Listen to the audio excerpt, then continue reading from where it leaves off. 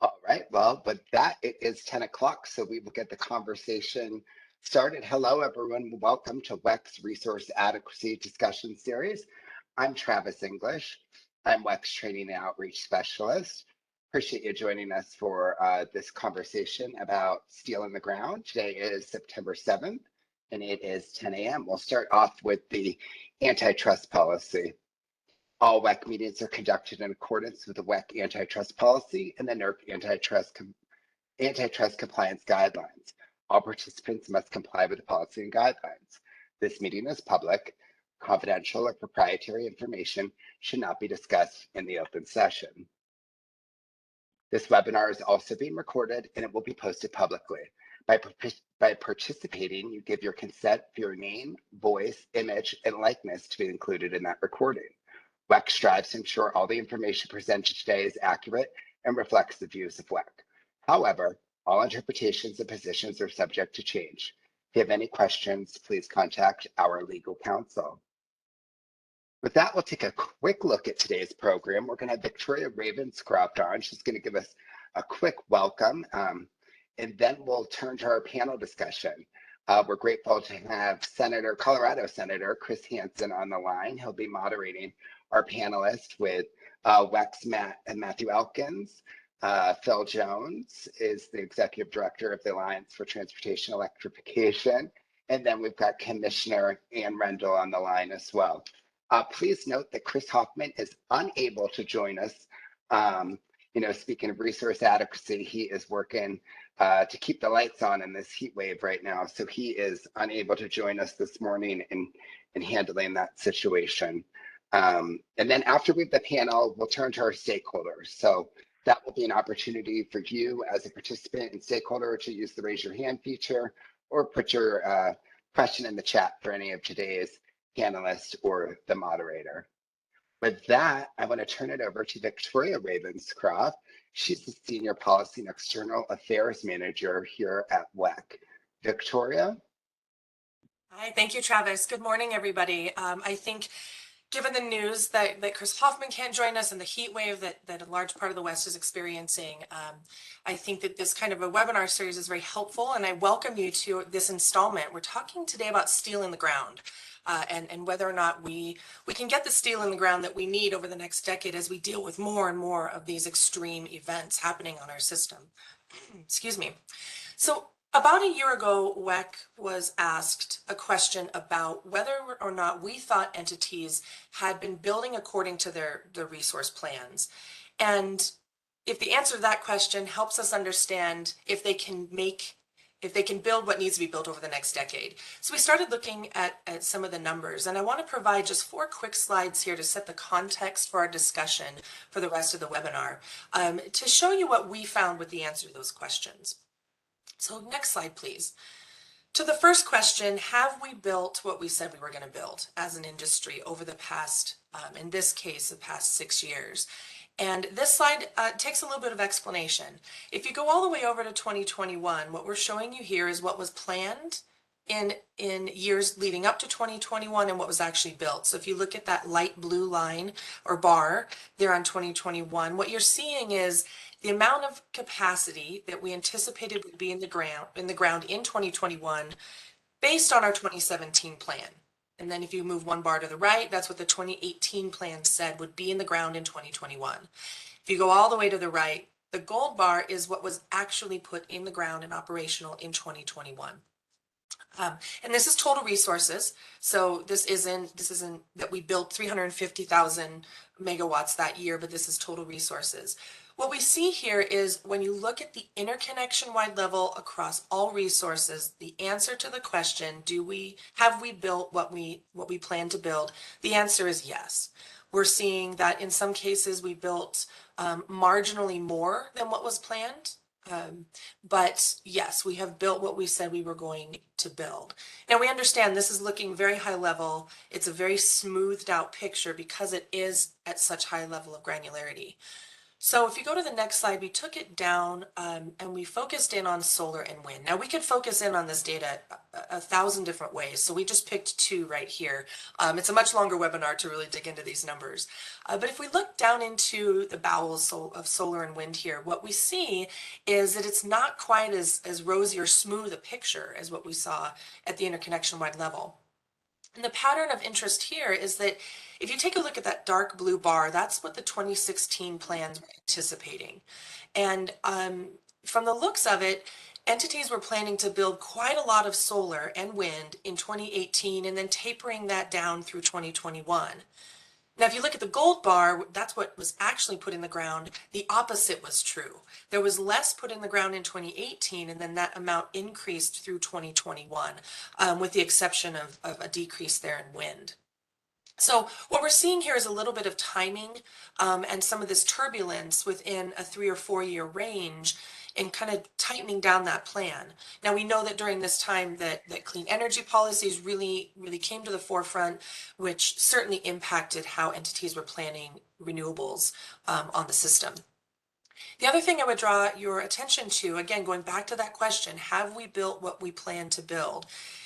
Based on this look, that the turbulence in here notwithstanding, the answer there is yes as well.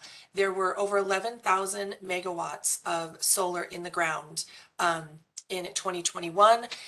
And in 2018, we'd only planned for there to be 7,000 megawatts. So that's quite a bit of difference there. And the same is true with wind, that in both of these resources, we built more in 2021 than we anticipated we would in the plans leading up to 2021.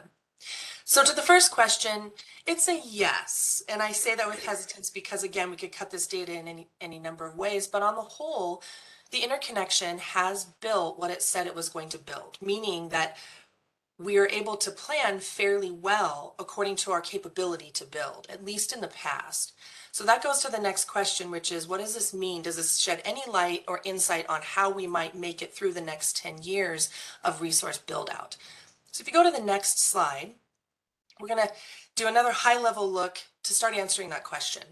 What you see here on the left-hand side in the blue between 2012 and 2021 is the actual nameplate capacity in the ground. So this is total nameplate capacity. Notice that the x-axis actually starts, or the y-axis starts at 200,000, not zero. I just wanted to show the top part because really I'm interested in this in the growth pattern. And we see there's a fairly steady growth pattern through 2021. The red, or the right half of the graph, shows what's planned in the current plans to get us through 2032. And so you can get sort of a sense of what that growth curve looks like. Now, again, this is at the interconnection-wide level, but what we're seeing is that between 2021 and 2032, there's about 75,000 megawatts worth of additional nameplate capacity on the system. However, this chart also takes into account retirements.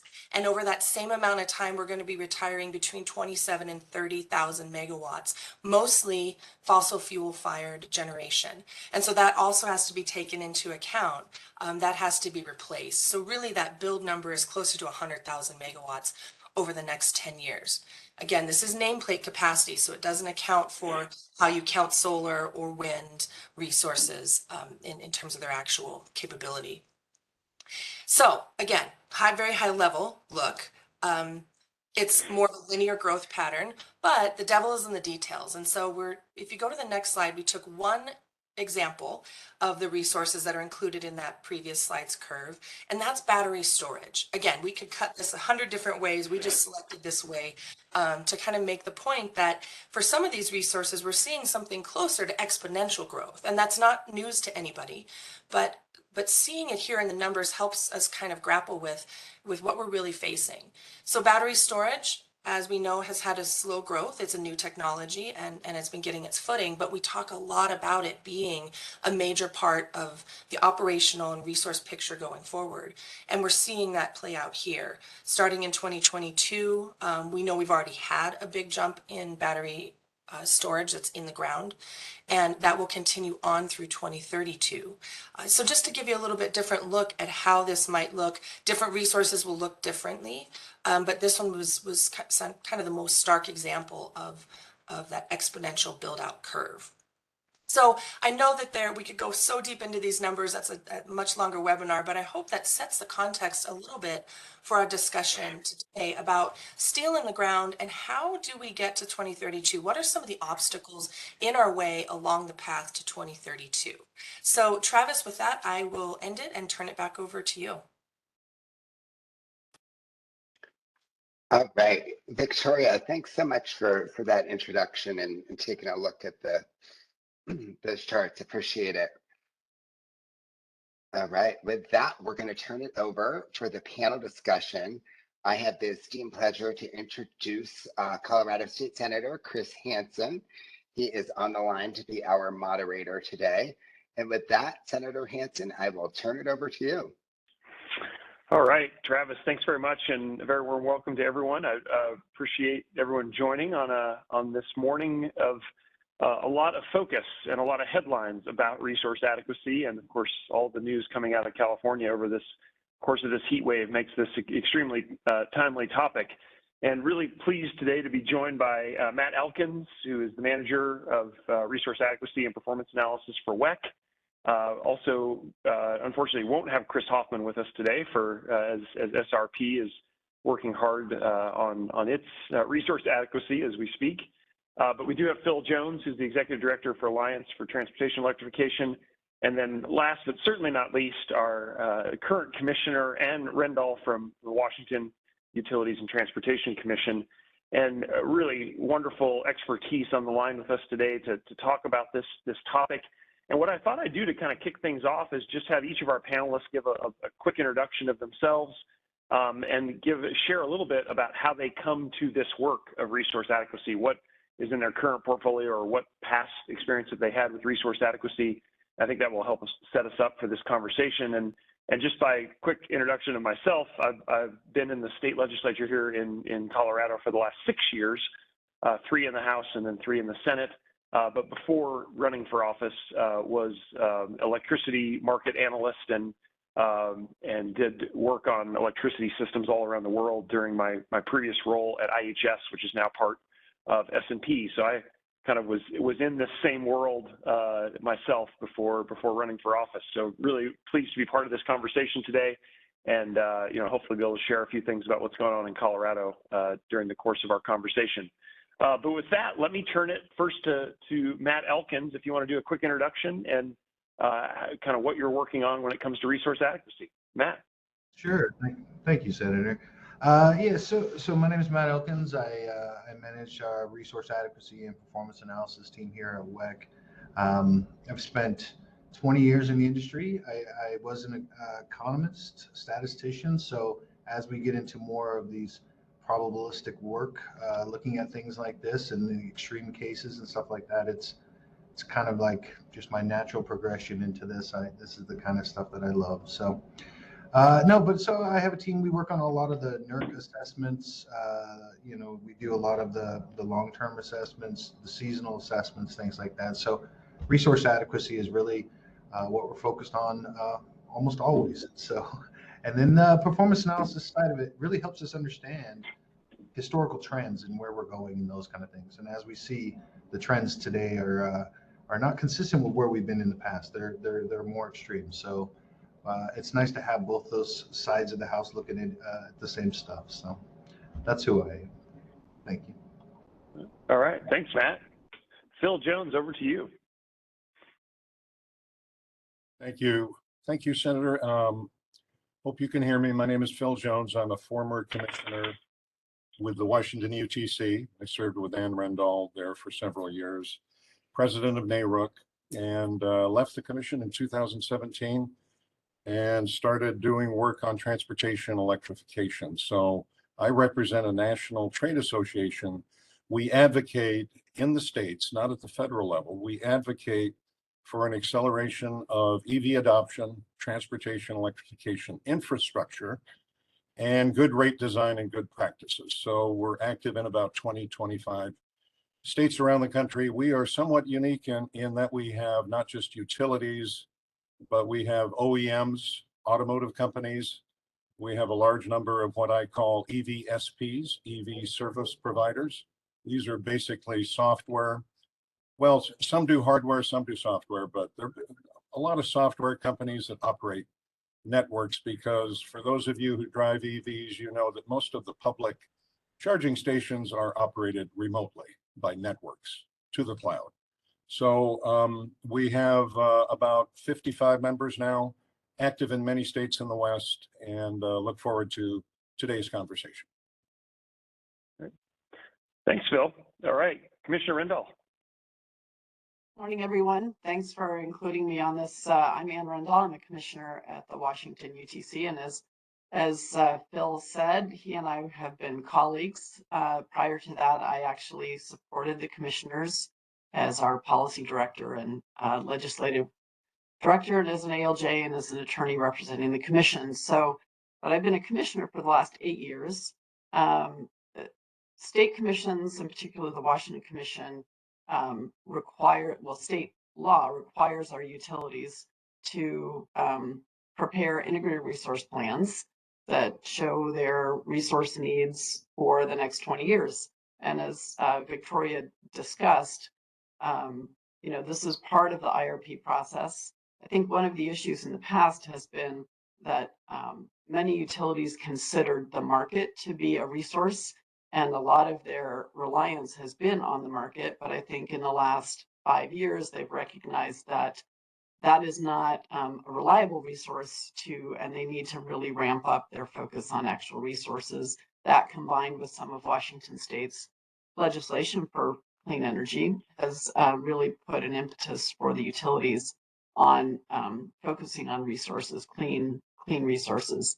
So while we don't approve the IRPs, we do approve what's called the Clean Energy Implementation Plan. It's an every 4-year plan that utilities have to put forward following their IRP, and that will determine the resources that they're going to acquire to meet their needs going forward.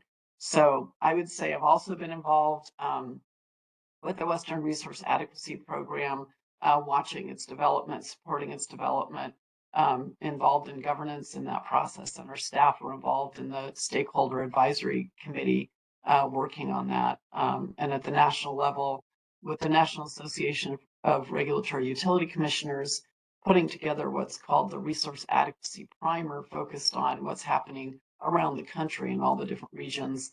And I will be working to update that over the next year, working with all the different regions. So that's my experience with resource adequacy, and happy to be here today. All right, thanks all three of you for those introductions. And just to set the stage for our conversation, I guess I've always kind of thought of resource adequacy in 3 buckets. Victoria did a nice job talking about the first category, which is what's happening on the supply side. What resources can we bring to bear, whether it's generation or storage? And we got a chance to kind of see the top line statistics of what's played out in the WEC as far as plan versus actual.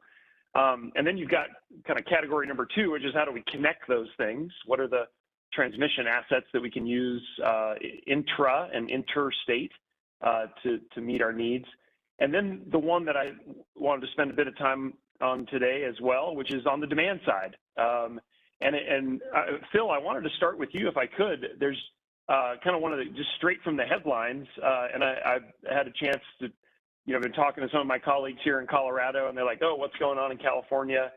We're seeing it in national papers as some of these extreme weather conditions are playing out, and in California, and they're struggling, to make sure they've got adequate resources. But one of the interesting headlines that came out was, hey, everyone, please try to cut back and don't charge your EVs.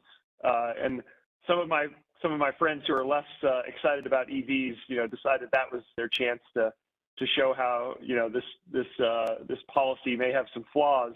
But so I wanted to start with Phil, on that point, because I tried to explain, well, hey, it's charge your EVs not on peak, I think is the point that they're trying to make.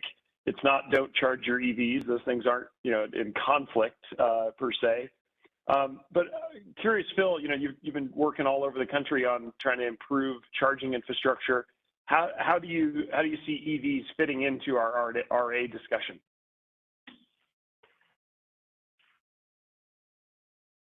Oh, we still got you on mute, Phil.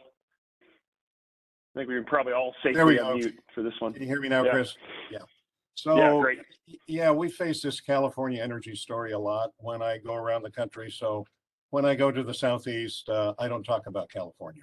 When I go to the Midwest, I don't talk about California because the opponents, largely in the fossil fuel industry, the convenience stores, and others who don't want to see this transformation happen, they will take anecdotes and bits and pieces of what California has done and use it against us. So the way I approach this issue is the following. One is that we are fundamentally changing the way you fuel your vehicle, right? So you can fuel at home for 80% of the time. Residential charging, easy. You don't have to get your hands dirty with gasoline. You don't have to go to a convenience store or a gas station. But one of the reasons that people don't buy cars is what we call range anxiety. They are very fearful of running out of fuel on the highway or on a longer trip. So we absolutely need that public infrastructure. So that's called public charging. Then we have workplace charging as well. So we need good programs for each of those use cases, but the goal in all of these is to change load to off-peak based on peak capacity methods that utilities have used for a century. So how do you explain that to people, Chris? It's really hard because they're so addicted, if I may use that word. We become so used to fueling with conventional fuels at the filling station. They're open 24 hours a day. There's no off-peak and peak. The fuel's there largely. The dispensers work. You pay with a credit card. You have loyalty programs. You know, it's always there. The trick with electricity, of course, we're going to talk about today is electric fuel is much different. Generation, as you said, generation, transmission, and then the demand side, distribution level. So what the first thing you need to do with people is to say, hey, we want to move your charging off peak. It doesn't matter what California is going through right now. You don't, if everybody comes home and charges from 5 to 8 p.m., and we have 250,000 vehicles in Puget Sound Energy's service territory, that's going to cause Commissioner Rendahl some problems in Puget. They're going to have to build more gas peakers, more storage, whatever. So there's a lot of education and outreach on, we got to move it off peak. So then the question becomes, how do you do it? You can do it passively through rates, what we call dynamic rate design, or you can do it actively, direct load control of the utilities. So as all of us know on the phone, or many of us know, direct load control can be very effective. You know what you're going to get. A passive measure like a time of use rate or a cheaper rate, you don't know exactly how much you're going to get from the consumer. So it makes the utility planners and what Matt does at WEC and all the IRP and the operational guys at the utilities, they kind of split their hair on this because you really don't know how much you're going to get. We face that with demand response measures in different regions in the country after Storm Uri and blackouts there. So anyway, that's the way I start, Chris, is say, hey, you got to move the load off peak. Many ways to do it. We can do this. We have American ingenuity, technology. You can do it through the OEM telematics in the Ford F-150 or the Mustang Mach-E or the Bolt. You can set the timer. You can learn how to do this, folks. You can set the timer on the car, or you can actually do it on the EVSE, the electric vehicle supply equipment, which is short for charger. You can do it on the level 2 charger at home. You can actually set it with your app and set the times you want to charge. So I could go on and on managed charging, but I'll stop there, Chris. Yeah, no, it's such an important point, and it reminds me of some of having some conversations with colleagues trying to explain load factor, like what we've got the energy, we just got to use it at the right time, and you're right, it can be a tough thing sometimes to talk about with folks that are not in the electricity industry on a day-to-day basis.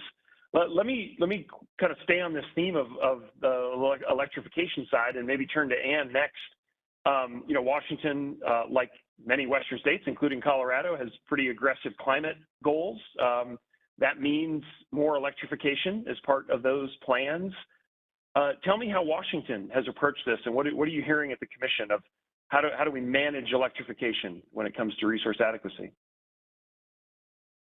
So we started focusing on that even when Phil was at the commission, and we put forward, at least for electric vehicles, we put forward a policy statement on vehicle electrification and the plans that the utilities would have to develop, and focused on many different things, but one of them was the managing the load. And that is that's really a developing art, I think, for different utilities. They're trying out the investor-owned utilities in Washington that the UTC regulates, and that's Puget Sound Energy, Avista, and Pacificor. We do not regulate the consumer-owned utilities, of which there are quite a few in Washington.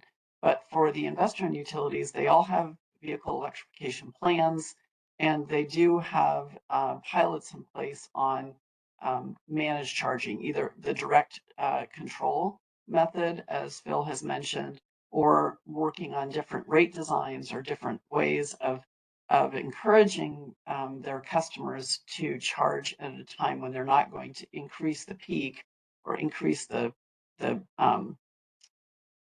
difficult peak when everyone comes home and charges. And the Puget Sound Energy region is where more of the electric vehicles are located, so they have more going on there. So we are working with utilities. There's a group with the Department of Transportation, Department of Commerce, UTC, a number of utilities and others around the state looking at how best to plan the system for vehicle electrification. We also have ferries. So we have, that's a significant demand. If you're going to plug in a ferry that's going to cross the Puget Sound into a charger, that's a significant demand right there. So how do we manage the demand charges? How do we manage the demand on the system for those significant vehicles? And I know California has been working on its its truck rule, and so for it's not just the light duty vehicles, it's also the heavy duty vehicles, and then for Washington it's the ferries. So how are we going to make this transition? We've got to make sure we have sufficient resources, and we have to make sure we're managing the grids efficiently. So in Washington, we've considered it as more of a more integrated, multi sector focus. It's not just the commission and the utilities, it's all the various users and everyone who's involved in the system to plan how we're doing this better. But one of the things we are focused on is rate design and demand charges, and figuring out how best to manage the charging. So it is a critical issue. Demand side management is definitely a part of CETA, the Clean Energy Transformation Act. The utilities have plans in place in their IRPs and in their clean energy implementation plans to focus on demand response. And I think part of that includes electrification. Yeah, absolutely. Well, Ann, thanks for that. Let's go to Matt next. And Matt, I wanted to pick up on a point you made in your introduction, kind of the probabilistic analysis that you and your team work on. And I saw a chart in today's paper actually that showed this bell curve of maximum daytime temperatures in Sacramento. And yesterday, I think it was 115 or 116, and it was off the bell curve. It was all the way at 4 standard deviations or something, right on the very edge of the high end of that bell curve.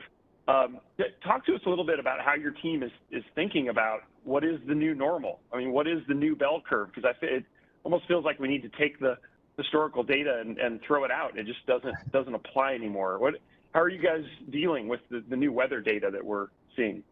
No, and you're exactly right, Senator. It's not just this heat wave that we're experiencing right now. I think the Northwest heat wave last year was off the bell curve. Definitely. Yeah. And so, I think the idea is we all know that the new extremes are out there, and we're trying to figure out how to get in front of them. A lot of what we do in planning is react to what we've seen and those kind of things. We use historical, we put that kind of stuff in there. And even getting back to this conversation we just had on EV charging and stuff like that, we tend to use historical load shapes for our planning and stuff like that, because that is what we're aware of, and I think that is what is, on us as an interconnection. We have to come together and talk about, how are we going to forecast these new extremes? How are we going to change the shape so that everyone, coordination and those kind of things. So, but no, to get to your actual question there, Senator, I think a lot of what we're trying to do is push the boundaries on those bell curves. A lot of what if scenarios. You can kind of put in there and say, here's the range of what I expect based on the variability that we've seen to date, but the possibility of where could this go, right? What if we continue to see these types of extreme cases outside the bell curve? What would that look like in the system? So it's a lot of looking at things, studying scenarios and stuff, but the key is also giving that information to those that need it, to share that, how the interconnection reacts to these kind of situations and things like that. It's really here at WEC, I mean, that's our key thing, is to really provide that information to those that need it at the time they need it, so they can be prepared for these kind of things and help coordinate those as we go through those. So definitely, Ann, you wanted to chime in? I was Yeah, just go gonna ahead, say, Commissioner. you triggered a thought for me, which is, as a part of this new way of looking at resources and demand, we have to think differently about demand. The ways we have forecasted demand, as you mentioned in the past, we can't just look historically, because demand will change based on electrification. Demand will change based on climate change impacts. More and more people are including air conditioning than they have in the past. So that changes the summer peak, what sort of resources, what sort of heating sources people use will change. If we electrify more, then that's going to change demand. So we have to think differently about demand, just as we're looking differently on the supply side. And it's a different way of managing the grid than we have in the past. So it makes integrated resource planning and the work you all do at WEC more complicated than it has in the past. It's harder to, that confidence that you have in all of these numbers is I really tip my hat to you, Matt, because the work that you're doing is really critical, and helping us figure out, and helping the utilities figure out how to forecast for demand as well as the supply.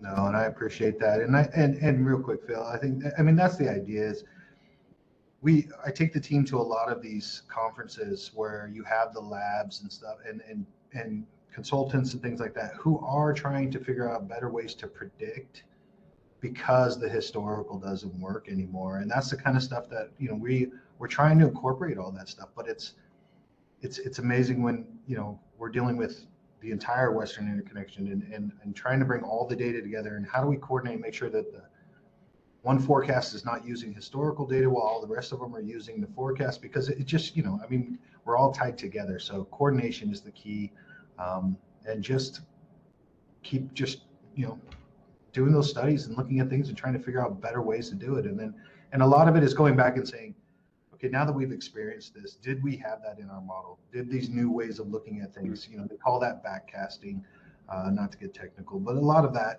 needs to be done as well.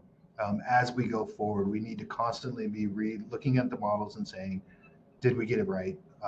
Is this new way of looking at things correct? The way we're charging EV, is that correct? How we have it in the models based on what we have seen historically. So we can use that stuff once we have a big enough data pool.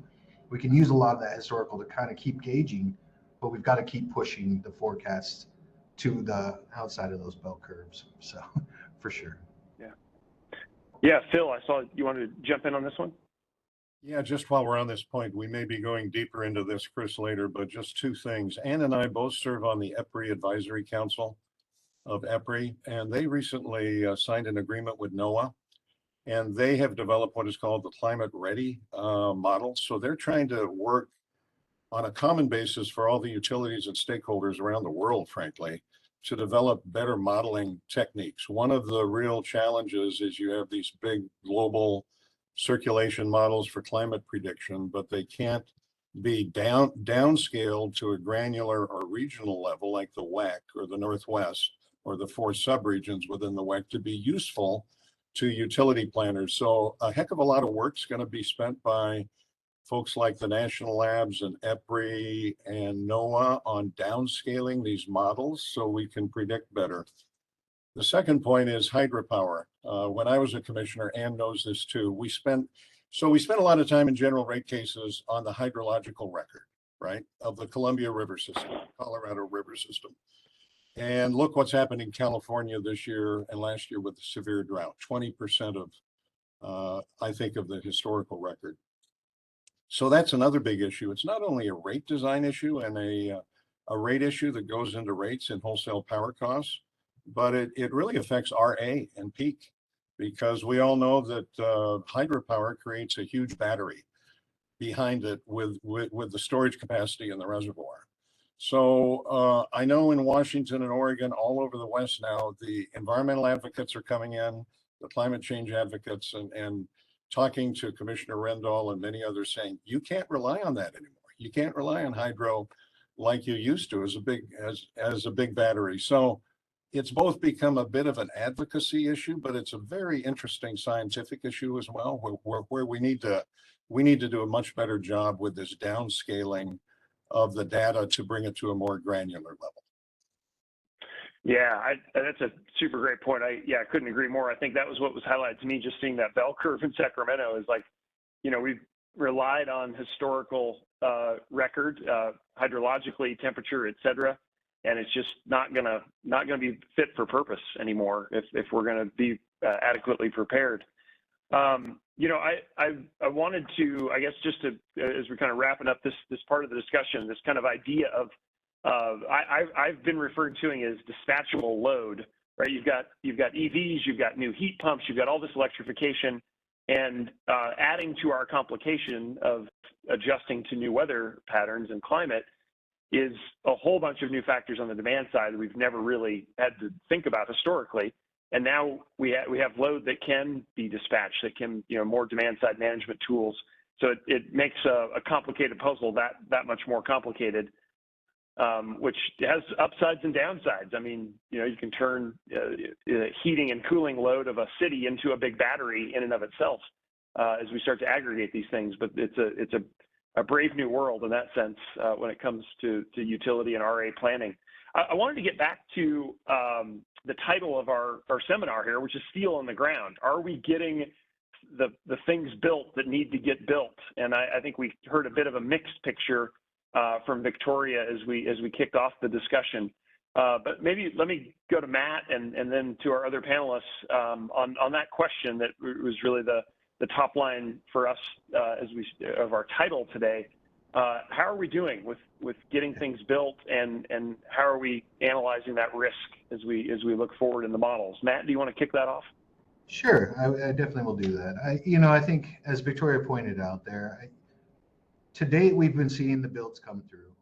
It's not always exactly the time when they think it was going to be. It might mean shift a year or two, but at the most part, and you can definitely watch as which technology is getting the most growth. We saw that through the solar, the wind, those kind of things. But I think the key point that we're looking at is, to date, we've done okay building everything.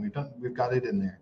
But if you look at those, the battery storage slide was just an example of the exponential growth that all of the plans are saying. And a lot of it gets back to, are we resource adequate, over the next 10 years? Those are kind of questions we're asking, those things.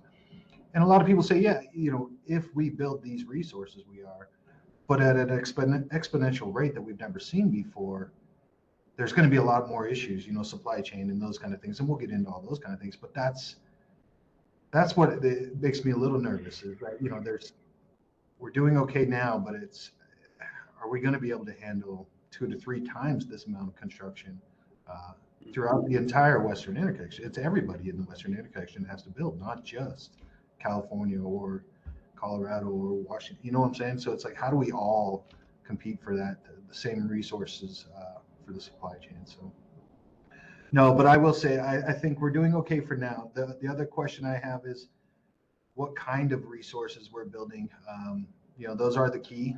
We can build as much solar or wind as we want, but if we don't have something that, like when the solar is going down, we need something that can replace that loss of energy and stuff like that. So I think those are the kind of things that we're questioning and looking at, and keeping tabs on, what are the new technologies that are being built. I know we're going to have a webinar on that.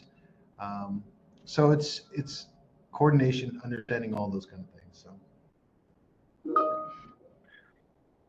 And tell us, on the Washington side, how things gone with actually getting steel in the ground? How's that flowing in Washington? So that is more complicated than just a utility saying we're going to build X.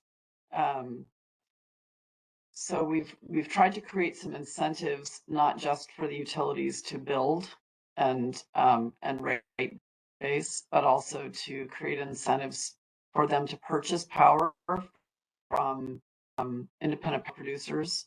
There's a provision in state law that allows the commission to include not the top rate of return, but somewhere in a range of between cost of debt and cost of equity to incentivize the utilities to purchase power from others who are building it. So it's incentivizing the building of it. It's also ensuring that things can be built. Our commission doesn't do the siting for energy facilities. That is our State Energy Facility Site Evaluation Council. There are folks who live in areas where wind is plentiful or solar is plentiful, and they are starting to get tired of seeing additional facilities being built in their area. So that becomes an issue. That becomes an issue with transmission.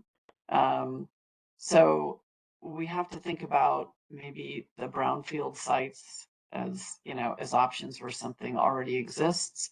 You've got Pacificor focused on a coal plant that's being decommissioned, and they're looking to put small modular nuclear on that site to take advantage of the transmission that's already in the ground. There are folks working on pumped hydro along the Columbia River to essentially augment the power of what's already in the Columbia River. I think we need to look not just at solar and wind, which are necessary, but we need to look at resources that can be dispatched when the solar is not, when it's night and when the wind is not blowing. But I think there's also ways to manage the batteries and also ways to manage the inverter systems. There is work that ESIG has done on looking at how you use inverters to help with the reliability of the system, to help manage. And so there's so much going on. I will copy my colleague in Oregon, Megan Decker's remarks that right now it's everything everywhere all at once.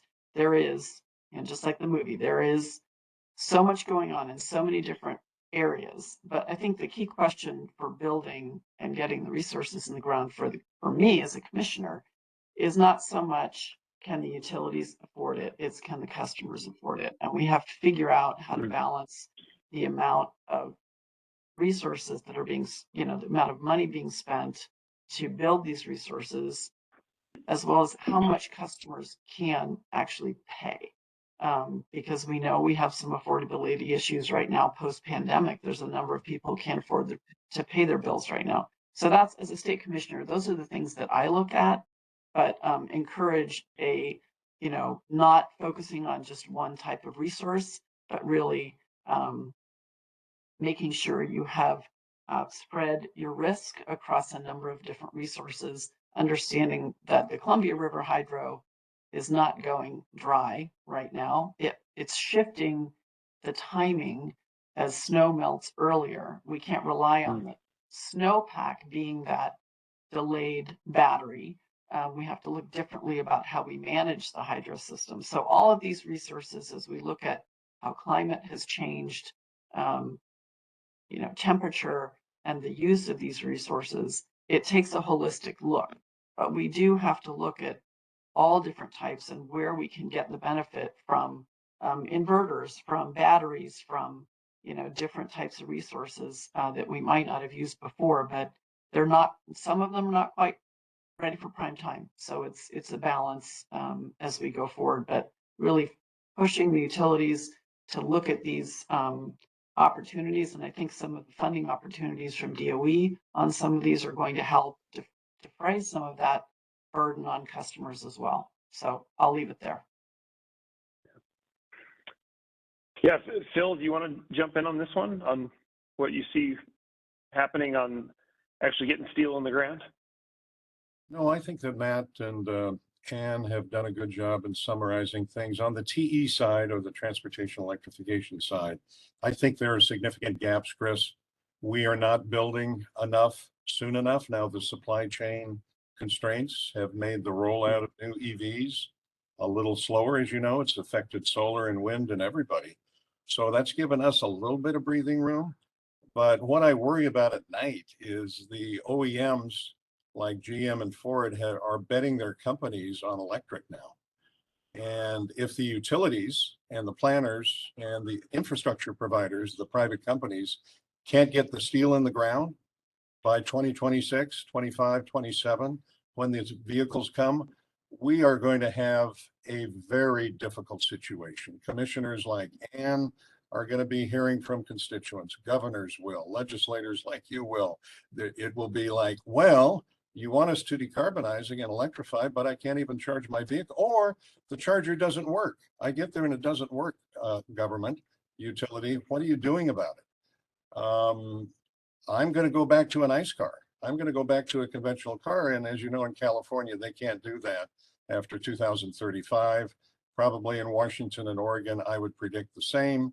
In Colorado. So we're going to have restrictions on the dealers and the OEMs where they can't sell cars. So I do worry about that. But as Ann said, and Commissioner Decker, I mean, we're getting hit with, utilities and planners are getting hit with decarbonization, resiliency, meaning wildfires, heat, like we're seeing at CAISO now. And so the utilities, and then the desire for the customer to have more choice, like they do with the F-150. There's a lot of talk about customer side resiliency, where the customer can choose with a smart thermostat, an inverter, home storage, a backup generator, because they don't trust the utility, or they don't trust, quote, the system anymore. There are too many outages. So all this is coming at once, and it's going to become a much more difficult system, not at both at the bulk level where Matt spends his time at WEC, but also at the distribution level, because distribution control rooms are going to be very different in the future at the local, at the distribution level, because you're going to have all these DERs, you're going to have batteries, you're going to have thermostats, demand response programs. It all has to be integrated through a DERMS platform. It has to be managed well. It has to be, as you say, Chris, dispatchable. That is probably where a direct load control, a managed system for managed charging is probably better in that sense than a passive system, just because the grid controllers can rely on that. So, but it's going to be, no questions, it's going to be a more complex system to manage. Yeah, Matt, I'll come to you in 1 second. I just wanted to pick up on that point Phil made, though, on the direct control. We had there's a long-standing program here by Xcel, our big utility in Colorado, to put direct control devices on air conditioners, and we had a situation last week where we reached a peak and they shut some of them off, and customers who'd signed up were suddenly surprised to find out that for a couple hours they didn't have direct control over their thermostats. And so the world is we're changing pretty fast, and it's going to mean adjustments on all sides to make this work. But Matt, over to you. Yeah, I just wanted to touch real quick on something Commissioner Rendahl said. I think this is the key. We call it resource adequacy, and we talk about steel in the ground. We automatically think resources, but there is transmission as well that we really need to focus on. And how do we coordinate all that and those kind of things? And how do we repurpose, as like you were saying, as some of these older plants come offline? How do we put new plants in that place and those kind of things? Because I think it's transmission is going to be key to resource adequacy as well. So we've got to start thinking transmission as a resource. Yeah. Just thought I'd point that out. Yeah, well, that's a great segue. That's actually where I wanted to head next, because we hadn't really talked about that third bucket yet, that third category on the transmission side. So I appreciate that nudge. And I love Commissioner Decker, sort of everything, everywhere, all the time, because it's, we're going to need every lever to make this puzzle fit together. Every piece is going to be needed. And I think about, the added complexity now of, okay, as we regionalize the grid more, we've had this WEC overlay. We've had, I think people have thought about the region for a long time and the great work that WEC does. But now we're starting to move into EIM and EDAM, and I think eventually, to full RTO or organized wholesale markets. And so those transmission assets are going to become super important as we regionalize the grid. Speaking of steel on the ground, it is real hard to get a new transmission line built.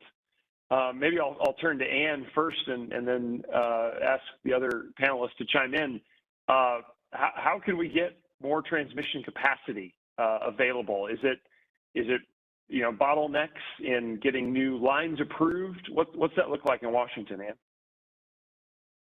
I'll focus on the intrastate transmission and then move to more national, because intrastate, again, I said the Washington Commission is not the siting agency for intrastate transmission, and not all transmission needs to go through the state siting council. I can't speak to certain things going on in Washington because it's currently at issue in a rate case. But it can be problematic to site transmission. It takes a very, very long time. And if you look at some of the examples, even the line that's just been approved in the Southwest, I think that was at least 10 years in the making that they're finally getting going. And in the West, obviously those who live in the West know we have a lot of federal land that makes, with multiple agencies, that makes it difficult to site across. But I think the current administration and DOE and prior administrations have worked on trying to coordinate those state agencies to make that siting process work better. There are efforts currently underway by the Federal Energy Regulatory Commission to modify how we do transmission planning. It starts with planning and how we do the planning, and are we looking at all the benefits? Are we looking long-term enough in terms of how we plan? So different ways of looking at planning, different ways of looking at how we do siting. Transmission is complicated, particularly when you're looking across jurisdictions and across states. And that is not within my bailiwick. That's really within FERC's bailiwick, and I know they're focused very much on that. So I think that's all I can say right now, given we have an issue pending before the Commission on Transmission right now. Yeah. Phil, you want to jump in on this transmission issue? I spent a lot of time, Chris, in meeting rooms in Salt Lake City, Denver, and Phoenix with Order 1000 10 years ago. So I'm a little bit jaded on the process because very little came out of that process, both interregional and intra-regional. I'm a little more optimistic now just because so many states have acted on decarbonization, and the federal bill on infrastructure provides some good funding and support for people like Bonneville and other PMAs out there. So I'm a little more optimistic, but as Ann says, it takes a heck of a long time to get something sited. Just look at Gateway West, the two projects of Pacific Core, both south and north. I'm glad to see those finally getting to conclusion. And there's some other projects, as Ann mentioned, in the Southwest that had been completed. But it takes a long time. There's a lot of risk. There are the regulatory issues and cost recovery issues for the transmission providers. That's more of a FERC issue, not a state issue as much. But I mean, on a note of optimism, I would note that Bonneville up here in the Northwest recently did a very good plan of their transmission needs for the next 10 years, I think, 5 or 10 years. And they identified a substantial need for transmission, and they said they can get it done by 2030. Now, a lot of these are going to be for a power marketing agency like Bonneville. They have more rights of eminent domain, and maybe the ROW, the right of way, is wider than for a privately owned project of a Transwest Express or something. But I think, as we're seeing with the national supply chain, with our national projects, what's going on with industrial materials and chips. And I think we're going to see the heavier hand of government, frankly, come in over the next 5 to 10 years. And so folks like TVA, Bonneville, WAPA, these publicly funded groups, I think, are going to be equally important as well as the private projects. So, and they are going to have to be given, because they are considered to be arms of public policy, right? So they're carrying out the decarbonization efforts of the states and the federal government. So I'm hopeful about that Bonneville plan. Now it's open season now.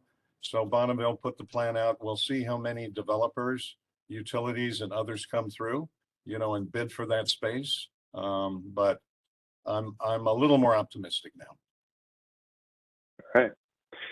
Matt, what are you seeing in your modeling? What are you looking at on the transmission side? Well, no, and I just to get back to what everyone's been saying, I think the key was the transmission system. Back when it was built in the planning, it was very much everyone had their own issues. They weren't facing all the same issues. So a lot of it was just we need a transmission line to get this resource to this demand center, and they built it and went through all the hoops. But I am optimistic because I think a lot of the whole interconnection is facing the same challenges, right? It's not just one area that's facing a challenge. And so I think you'll start seeing a lot more discussion and how do we plan the transmission together as a resource for the interconnection, and it gets back to what Phil was saying there. I think it's key, but those are the kind of things that, I think especially in our assessments, one of the things, even in IRPs and things like that is, and Commissioner, I think you mentioned this earlier, that people just assume that the market was there, that they could rely on other entities, transmission would be available and things, and to date that was a fair way of doing things, and it was always there. But I think what we're seeing now and what we're doing in our assessments and our forecasts and stuff is we're really more looking at it, okay, on a standalone basis, an area it looks like this. And then if they had transmission and the ability to import from others, what does that result look like? We're looking at the bookends, right? And it's at first, the first time we started doing that, it's like, well, we'll never be standalone. That's a silly way of looking at things. But no, it gives us a foundation for us to study how much reliance on imports, transmission, and those kind of things are. Because I think there's a key there. There's a factor there where we got to say, okay, if you're getting to 50, 70% reliance on imports, is that too much? If those imports are no longer there.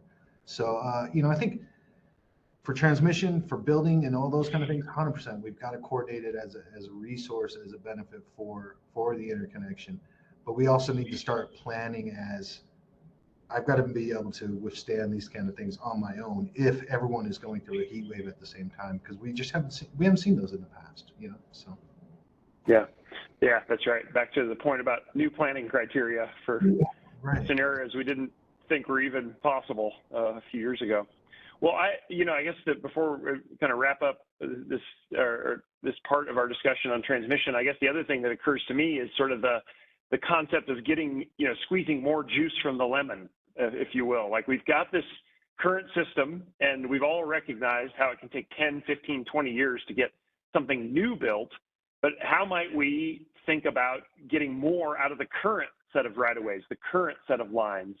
And I guess two concepts come to mind. There's sort of this idea of re-optimization and designing the flow better so that we can get more from point A to point B across the system. And then the second idea that I think is starting to get more attention is reconductoring. So take the existing towers or the existing right-of-ways and get more capacity down that existing corridor with maybe new conductors being hung, in some cases can increase capacity by 50, 60%, and optimization might add 20 to 30% to the total system capacity. So, with the difficulty of getting new stuff built, maybe we've got to not only, of course, develop new projects, but also let's get more juice out of the existing lemon. Anybody want to comment on that? I don't know, Matt, if that's figuring into your modeling, or like, hey, that'd be the cheapest, best thing to do. We're curious on people's thoughts about that idea. Yeah, I'll let Ann go ahead. I think I sparked some interest in the last thing I said as well. So go ahead and I'll follow. Thanks, Matt. And I'll just make it quick. I mean, yes, I was just about to say that the grid enhancing technologies where you can manage more of the system that you already have, you can push and pull instead of just there's technologies now where you can actually more direct electricity where you want it to go compared to just letting it go to the least resistance, right? So there's technologies that can help with the flow, and there's also reconductoring. And there are efforts underway to do that can be least cost for customers and help, but I think there are going to be opportunities to build new transmission to address even more. I mean, there is a lot of capacity that is really trying to come onto the system. The queues are extremely long. People really want to connect to get their generator resources into the system. So it is part of the picture, definitely, and FERC is focused on that.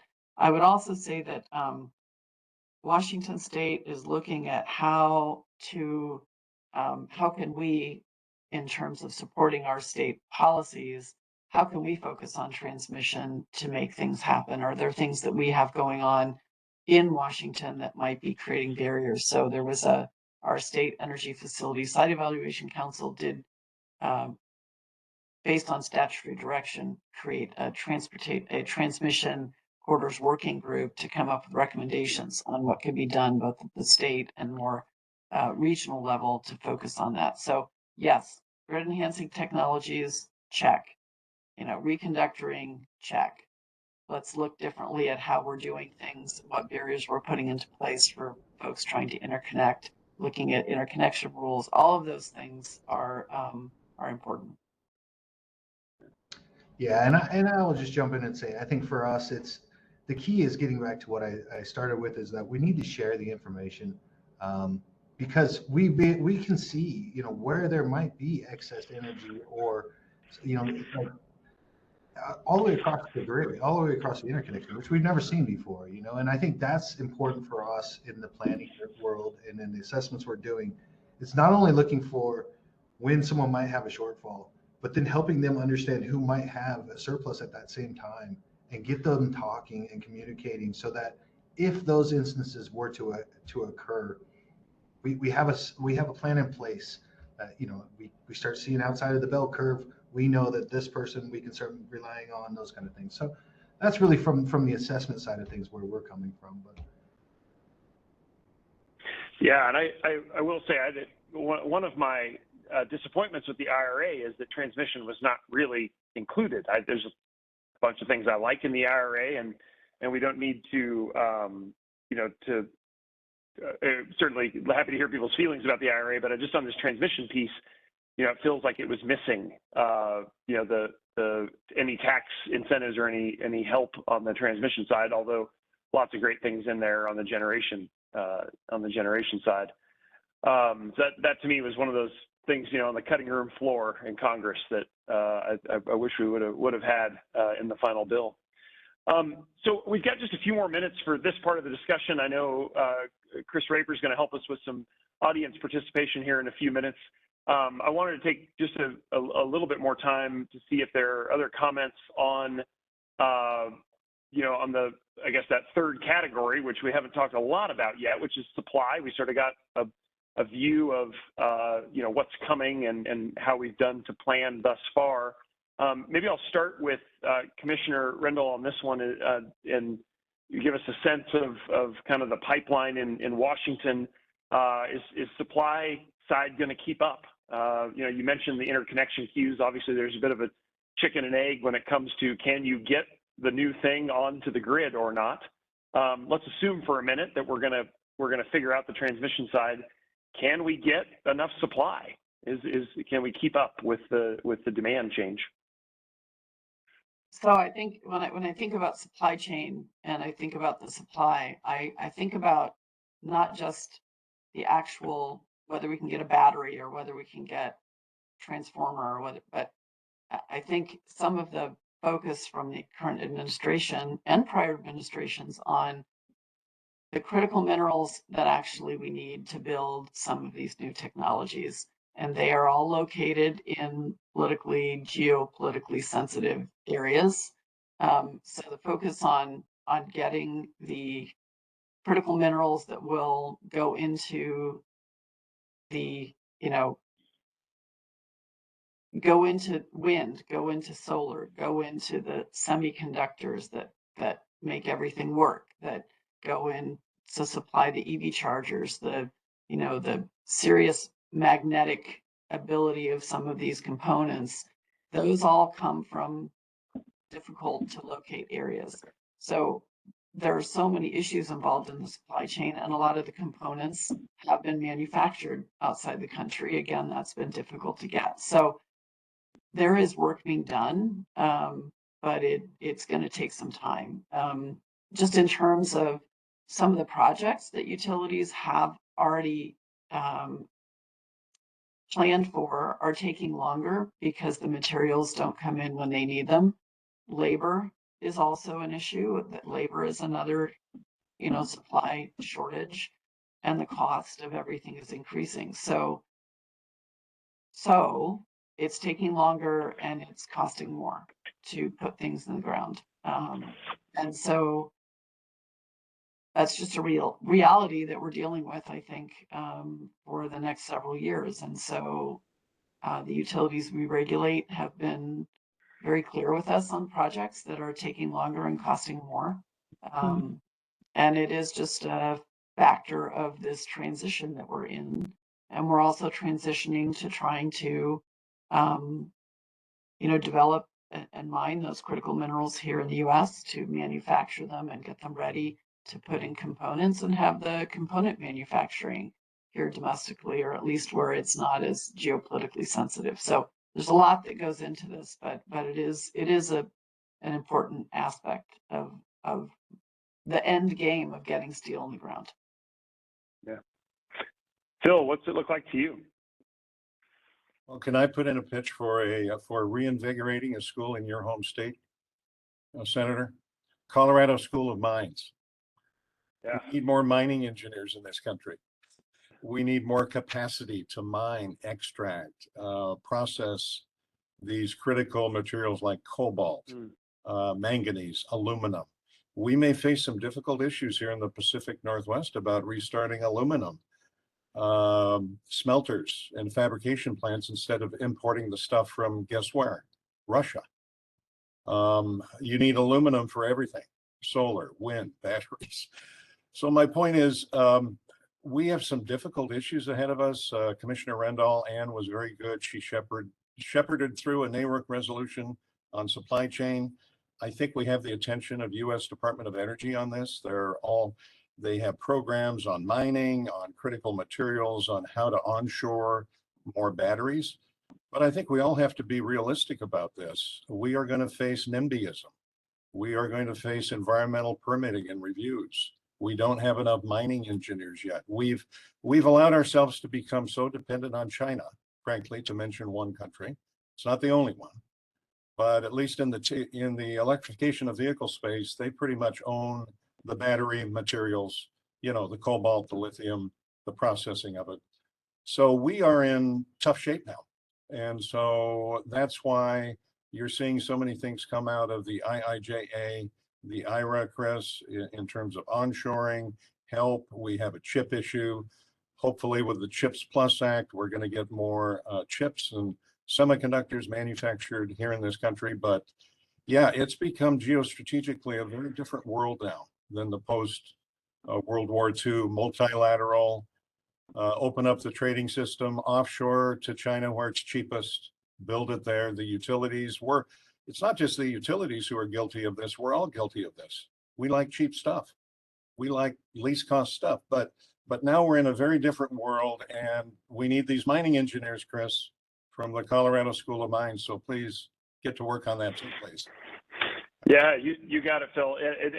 Ironically, Commissioner Rendahl and I were just at the Colorado School of Mines a couple of weeks ago for a discussion on Western grid integration, and I can tell you they are growing enrollment. I can tell you that with certainty. So yeah, I think the future is very bright for the Colorado School of Mines and the other engineering programs in our region. And you're absolutely right. We need more of that talent and a lot of other areas to start getting back in front of this problem.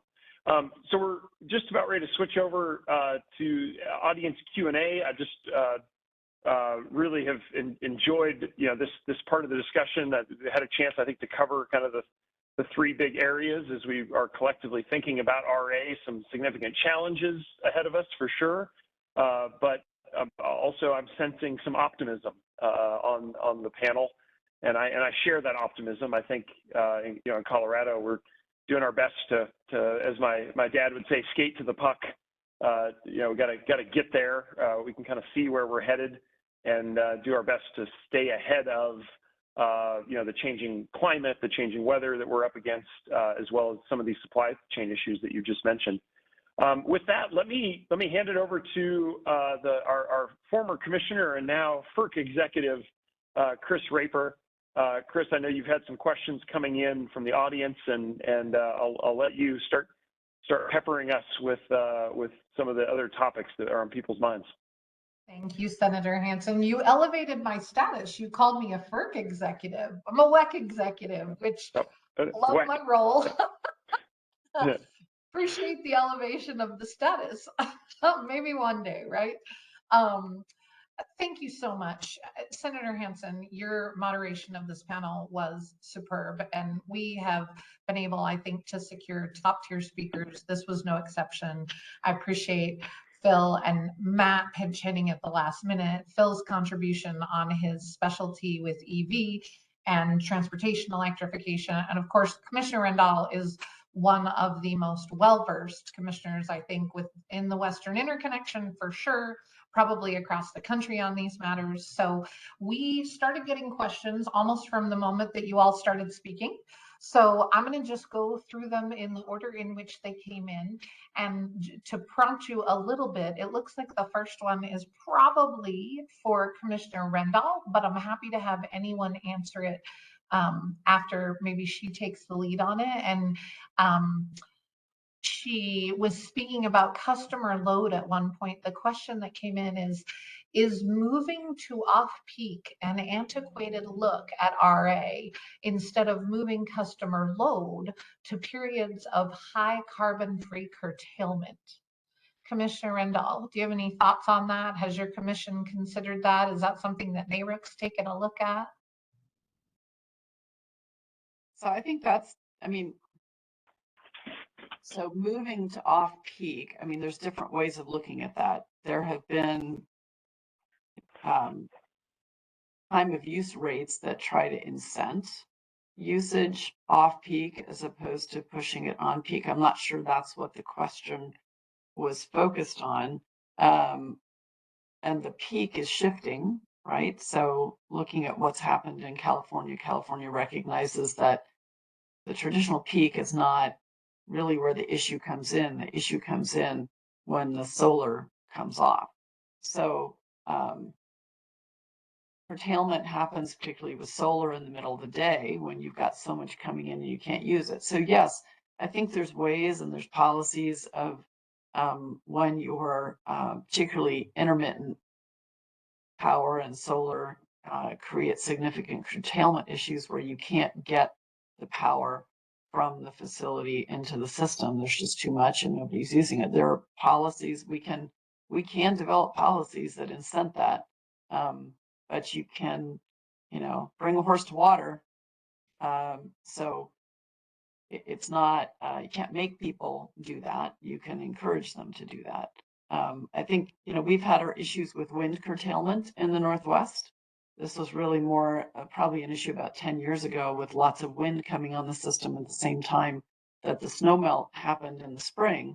And so how do you make best use of this? One way, and the Northwest is considering this, Oregon and Washington looking at hydrogen, looking at, how do we use hydrogen as a way to store that power for a later purpose? So I think there's different ways of minimizing that curtailment. And I think those will just come forward as we go forward. They'll just continue to develop. I can't think of anything specific in Washington other than our, Clean Energy Transformation Act really requires the utilities to focus on demand response and different ways of looking at, minimizing the impact to ratepayers. So that's one way to do it, is to encourage this shift in time. Traditionally, the Northwest, the rates are so low. They're low consistently. So time of use rates have been hard to implement up until this point in the Northwest. That may be changing. So we'll, look at all of the above and try to figure out how to minimize their curtailment, get that energy out there where it can best be used for a later date. Thank you, Commissioner Rendahl. It goes to Senator Hansen's point about using what we've got as opposed to looking at build for the first option. I want to encourage Senator Hansen to answer any of these questions as well, because while he was our moderator, I know that he has an opinion about many of these things. I did see Phil Jones's hand raised while Ann was speaking. Phil, did you have something you wanted to say? And then we'll go to Senator Hansen if he wanted to add. Yeah, if I could, before Chris speaks, the duck curve there, I'm coming back to rate design. So there already are some rate designs in California and Hawaii to soak up this excess generation during the day of solar excess, right? Of these thousands of megawatts that CAISO has to put into the energy imbalance market if it needs to be imbalanced. So but with more electrification load, Chris, we can soak that up during the day. So Electrify America, Tesla, utilities like PG&E, Xcel Energy, Portland General, they're all, Hawaiian Electric, are all offering time of use rates, especially to bus and fleet operators, to soak that up from 10 a.m. or 9 a.m., whenever the excess generation is. The other thing is, from an RA perspective, I think we need to do a much better job, Chris, of looking at energy on the demand side, variable energy, it's coming in, but you need to charge your car, or you need to recharge your battery at home, or if it's a big facility for fleets, you're going to have on-site storage. So you have batteries, you have charging. So we need to look at RA in a more granular way. We call it non-coincident peak. So you don't just look at the coincident peak of the utility, you break it down to the feeder substation level where these big, medium, heavy duty fleets are coming in. So there's a lot of possibility there to soak it up during the day through rate design and better peak capacity planning.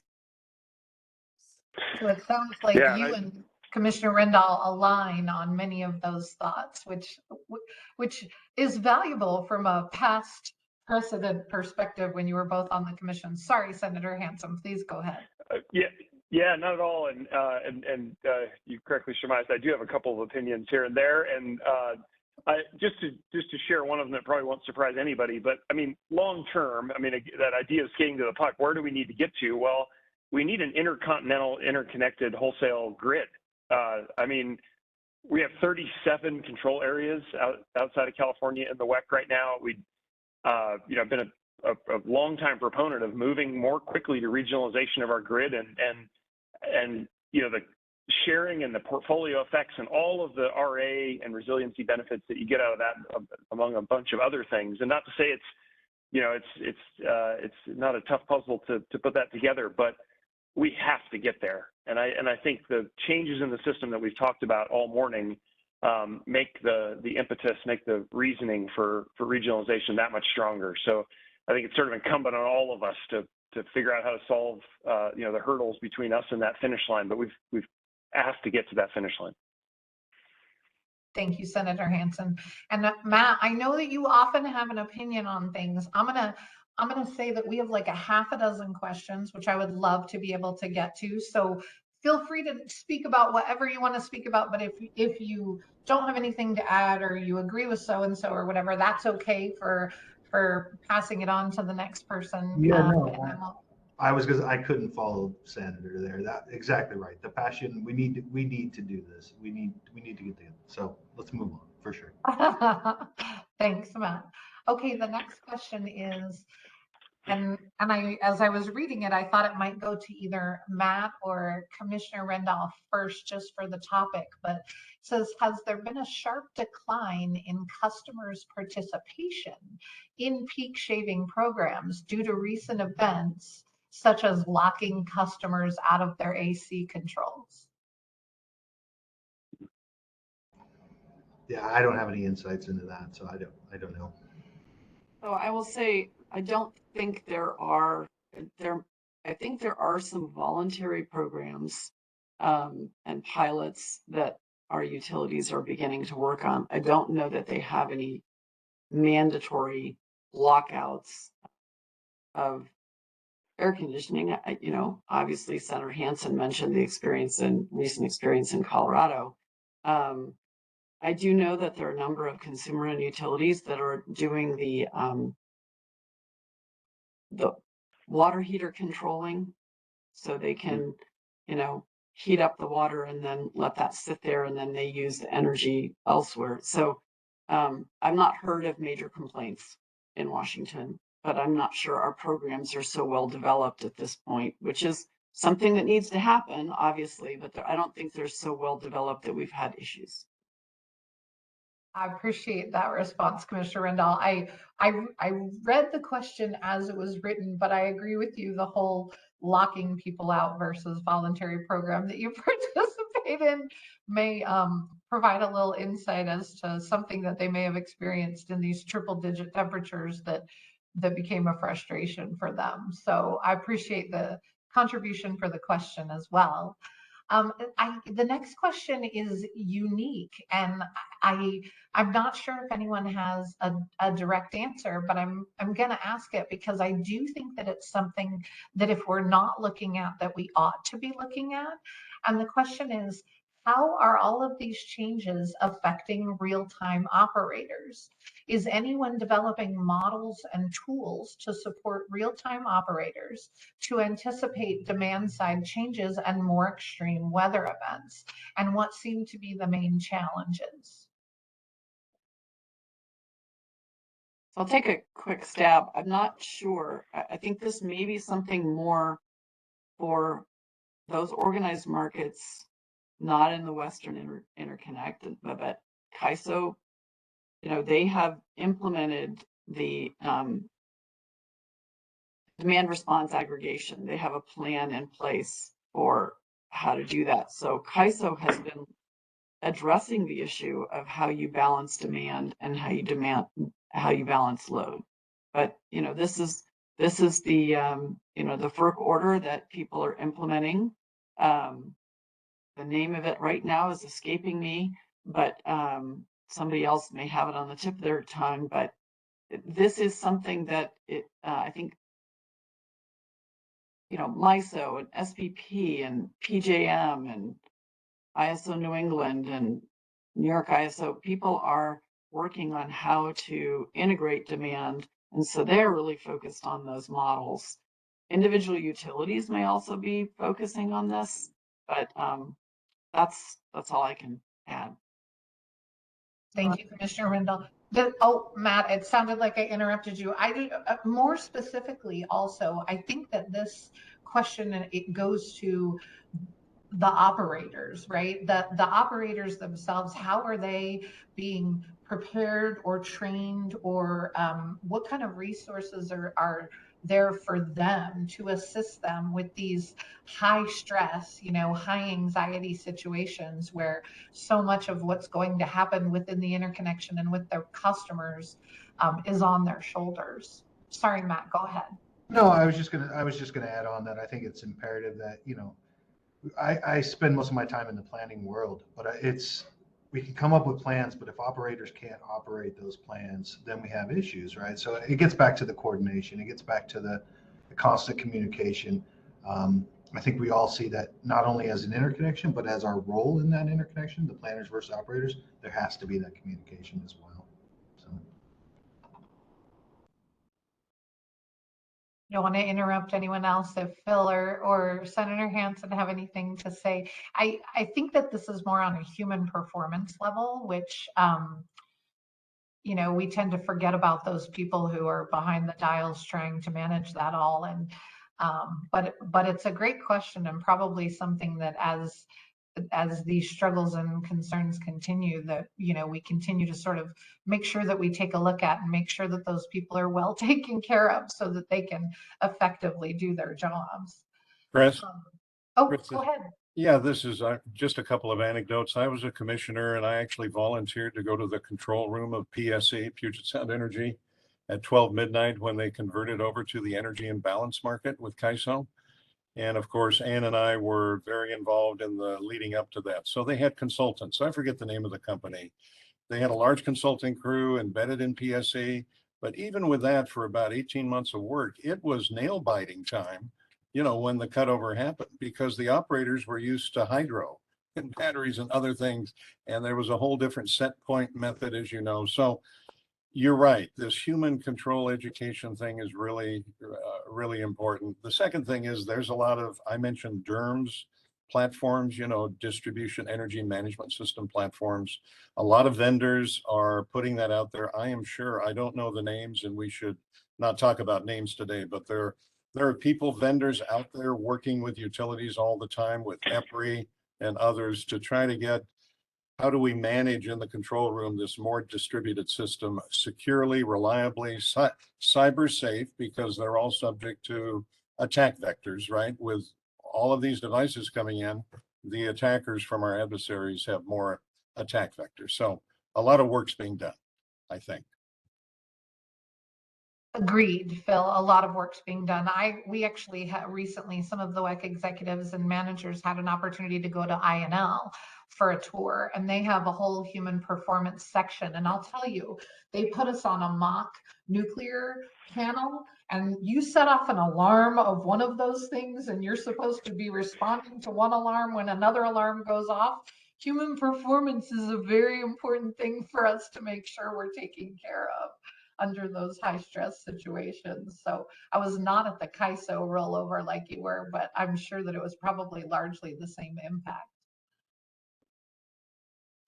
The next question is, how are utilities including emerging technologies, including dispatchable net power,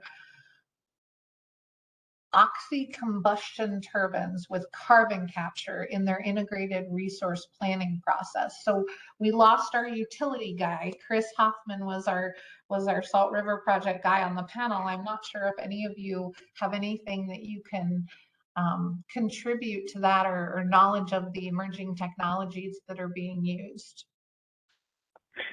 I'll just chime in really quickly because it did come up in Colorado. We've had this discussion about what's the right amount of ratepayer participation in looking at new technology. I don't believe the IOUs are really in the R&D space. I don't think that's the right risk profile. I think most IOUs would say the same thing. And that's where the combination of private and public research labs, you know, have to kind of prove these things out. And I think the small nuclear reactor debate that we're evaluating right now is probably a pretty good example of that, where we've got some pilot projects, a lot of private capital with public sector and federal support in many cases, to you know, kick the tires. Let's see, is this going to work, but not put a huge amount of risk on ratepayers. And I think, you know, we've learned some lessons in the past. Kemper, for example, you might say Vogel, right? There's been some cautionary tales about making sure we don't shift too much risk onto ratepayers. So it's a tough discussion, but I think philosophically, and at least in Colorado, we're in the position where, you know, we're going to obviously look at all the options on the table.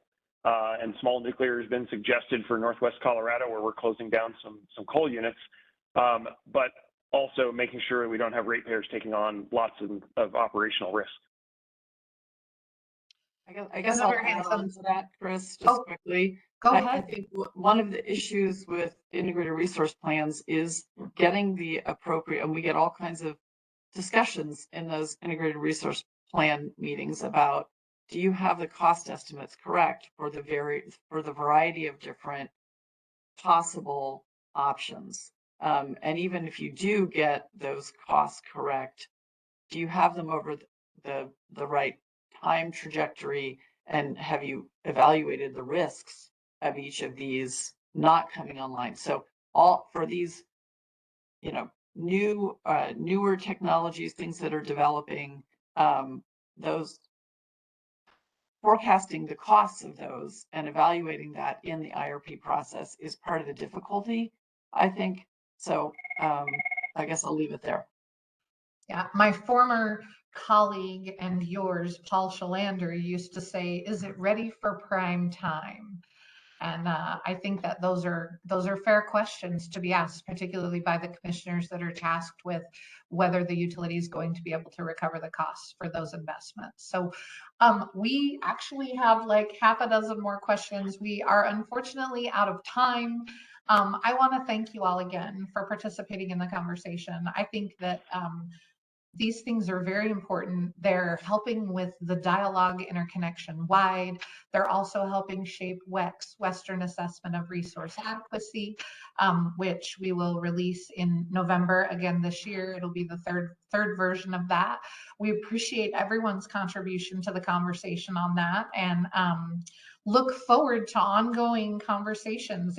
If these things are helpful to people and everyone's encouraged by them and they're helping move the conversation along, then we will continue these forums after the release of the WARA this year in order to continue to inform the dialogue and have all the stakeholders have an opportunity to hear what everyone has to say. So with that, I cannot thank you enough for your time and conversation. And I'm going to pass it back to Travis to do the final readout before everyone leaves. Thanks again. All right, Chris, thank you so much. That is Chris Raper, WEC's Vice President of Strategic Engagement and External Affairs. Chris, thanks for moderating the panel there, the stakeholder discussion there. I'm going to give a special thank you to Colorado State Senator Chris Hansen for joining and leading the discussion this morning, as well as our panelists, Matt Elkins, Commissioner Rendahl, and Phil Jones. Thanks so much for joining us. That last question was a great segue into next month's conversation. Join us on Wednesday, October 5th from 10 until 11:30, where we'll be talking about spanning the technology gap and discuss the role of new and emerging technologies and resource adequacy.